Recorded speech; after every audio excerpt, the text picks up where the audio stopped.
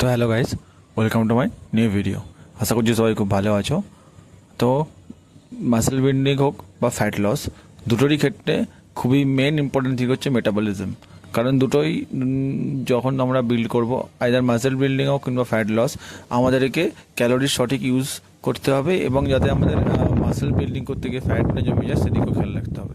তো আমাদের ডায়েটটাকে অবশ্যই গুরুত্ব দিতে হবে, যেখানে আমরা good amount of protein, carbs এবং অবশ্যই গুড ফ্যাট রাখবো, যাতে আমাদের বডি ভালোভাবে রিকভার করে এবং আমাদের এক্সেস যে সমস্ত ফ্যাট আছে সেটা আমাদের মাসেলে কনভার্ট হয়, যাতে আমাদের সেটা ফ্যাটে কনভার্ট না হয়ে যায়। তো আমাদের ফুড হ্যাবিটের দিকেও খেয়াল রাখতে হবে এবং তার সঙ্গে আমাদের ইন্টেন্স ট্রেনিংও করতে হবে, যাতে আমাদের মাসেলের ব্লাড ফ্লো বাড়ে এবং মাসেলের সাইজ ধীরে ধীরে ইনক্রিজ হয়। এবং এর সঙ্গে আরেকটা দিক আমাদের অবশ্যই খেয়াল রাখতে হবে যে যতটা সম্ভব জাঙ্ক ফুডটাকে অ্যাভয়েড করা।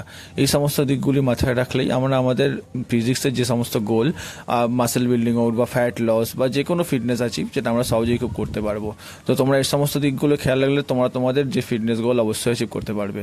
তো যদি এই সমস্ত ভিডিও ভালো লাগে অবশ্যই চ্যানেলটিকে ফলো করতে পারো। Thank you. Stay fit, stay connected.